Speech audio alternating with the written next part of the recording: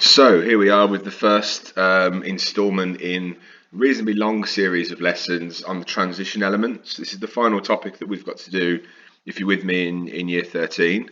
So the transition elements, let's have a look at those. We'll start with the electronic structure, and then you'll see the rest of this series is broken down into reasonably bite-sized pieces of knowledge. So let's have a look.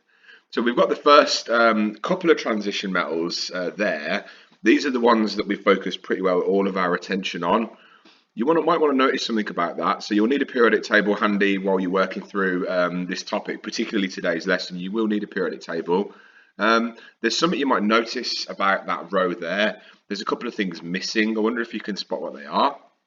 Well, maybe if we zoom out a little bit and have a look at that periodic table there, you can see that titanium across to copper, those elements that are depicted in these photographs here, that isn't the complete 3D row. Okay, so that's something you should already be aware of, that first row of the D block, even though it's in period 4, sandwiched between 4S and 4P, that's actually 3D, and I trust that you already were aware of that. But notice that scandium and zinc were missing off that photograph picture before. And this box here is trying to encapsulate what we might call the transition metals, and clearly scandium and zinc and the elements below them in their respective 4D and 5D groups are not included. Isn't that interesting? Well, let's set the ball rolling. We'll see what sense we can make of that in a bit. So we'd say that all transition metals are D block elements. Okay, you know what that already means. You already know what that means. But not all D block elements are what we define as a transition metal. So there must have been metals because they're all to the left of the P block. So they're definitely all metals in the first place, but they're not all transition metals. So how do we define a transition metal? Well, here it is. This is something you need to be aware of and hopefully be able to recite. We say that a transition metal is only such if it forms at least one ion that has a partially filled D subshell. All of our attention is going to be focused on the 3D elements. So those transition elements within that as titanium to copper. Obviously, we need to talk a bit more about why scandium and zinc don't qualify. We'll get to that shortly this lesson. Now, general properties of transition metals. These are basically going to be our topic headings for the next couple of lessons, though some of these will be broken down into 2, maybe even 3 pieces, because there's quite a lot to say for some of them. So they all have such properties as they form what we call complex ions. That's next lesson's job, to look at ligands and complex ion formation and a few interesting things that come about from that. They all form colourful ions. That's actually to do with the fact that they're called transition elements. We're going to see how that works when we look at colour, which is not for a couple of lessons time, but that's when the word transition finally becomes meaningful. They're variable oxidation states, and therefore actually are rather useful catalysts. So those are the sort of classic properties of transition metals, as you'll see over the next few lessons. Now, straight back to year 12 electronic configuration work for you then. This is something for you to do. I want you to write the full electronic configuration for iron, and also then, as you can see on the screen, iron 2 and iron 3. Pause the video, take as long as you need. You're going to need the periodic table. The one that's there might actually be enough for you. It should be. It depends on how you work this out, but everything you need is right there on the screen. So pause the video now. Hopefully you won't take too long to write these 3 full electronic configurations. So off you go. Okay, and now we're ready for some answers. So hopefully you've got 3 complete answers ready to check.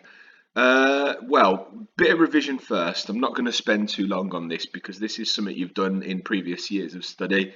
The real basics of electronic configuration, not that there's much more to say than what we're saying here. We remember that principal shells, back at GCSE, those were the different concentric circles, shell 1, shell 2. That vaguely corresponds to the period number, but doesn't quite fit like that for the 3D as we've seen.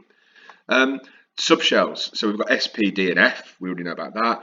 You should already be aware of how many orbitals there are within each subshell. D's got 5. That picture on the bottom left might help a little bit if you really need that help.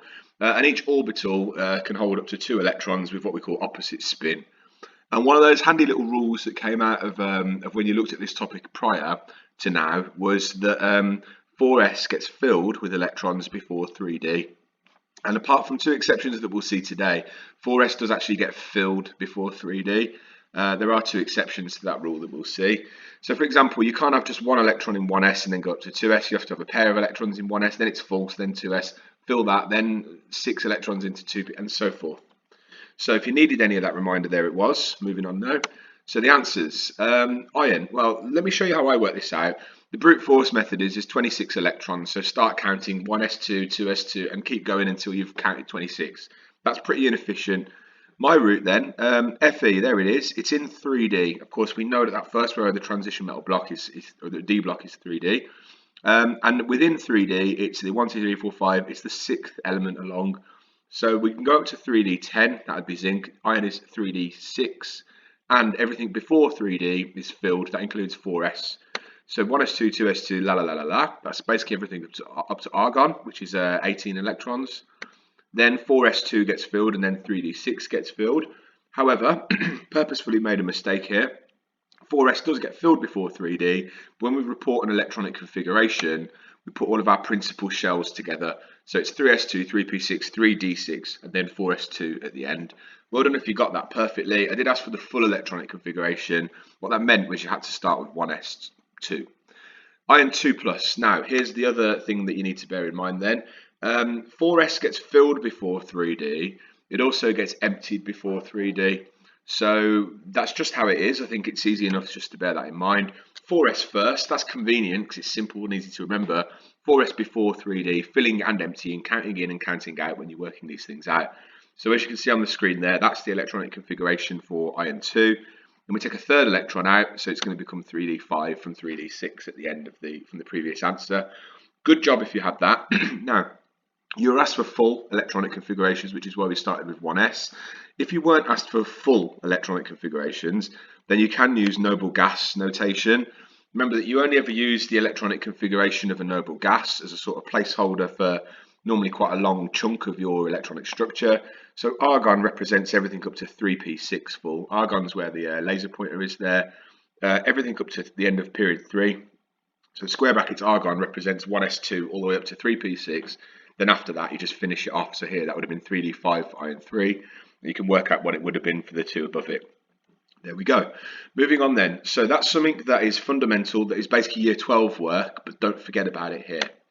Now, looking at those electronic configurations, excuse me, in a slightly different way then, let's remind ourselves about some of the other fundamentals from year 12 electronic configuration, thinking, for example, the fact that in 3D and in P and F as well, not that we ever touch up on F, we've got multiple orbitals, which we assume at this point are all at the same energy. And those same energy orbitals get singly occupied before then having any pairs put in. So 4s gets filled before 3D, 3D orbitals get singly occupied, and then if you've got more than 5 to put in, then you start pairing them up. So there's iron depicted as we worked it out a minute ago. Pause the video now, work it out for all of the other elements, except, as you can see there, chromium and copper. Those are the exceptions to the rule. Maybe if you've already looked ahead, you can fill those in as well, knowing what you need to be watching out for. Go now, pause the video, take as much time as you need, hopefully not very long. Right, so on to some answers then. So all except chromium and copper have been filled in there. So in each case it's 4s2, and then it's just a simple case of counting in the right number of electrons into 3D and applying the exclusion principle correctly so that you have basically one electron in as many orbitals as possible, then pair when you have to. So there they are. Now chromium and copper then, let's have a quick look at those. Excuse me again. Well, it's the same logic up to a point in that we've still got a certain number of electrons to count in, but where they go is where this differs. So chromium's got 24 electrons, it's element number 24. Everything up to argon is the 18, so that leaves 6 electrons to go into 4s and 3d. The fact that we're making these an exception suggests we're not going to do something different. So yeah, we will occupy 4s first, however we won't fill it first. So then what happens is the other 5 electrons go into 3D. That's the electronic configuration for chromium, so learn that. So we've got 3D5, 4s1 at the end, rather than 3D4, 4s2, which is what you might expect based on the pattern that we've had for every other. So be aware of that. Copper also only has 1 electron going into 4s, so you can always get ahead of me now and get it before I show you on this video. Why is it that this is chromium's electronic configuration? Well, nature has it that way. We can assume it's a more stable electronic configuration. In this case, the best explanation would come down to probably saying that electrons repel when they're in pairs, And here you've got a distribution of electrons across the reasonably similar in energy 3D and 4s subshells, where there is no pairing of electrons, so we haven't got that repulsive sort of disturbance. So that's just the lowest energy arrangement, basically the most stable arrangement of electrons in an atom of chromium. Onto copper. So as I've just said a minute ago, what we see here is that copper also only has one electron put into 4s. So we've got 29 electrons. After you've got up to 3p, argon in other words, there's 18 counted for. So you've got 11 left, so only one into 4s, and then you actually have, you've guessed it, 5 pairs, so 10 electrons in 3D. So there it's 3D10 4s1, rather than what you might have otherwise expected, 3D9 4s2.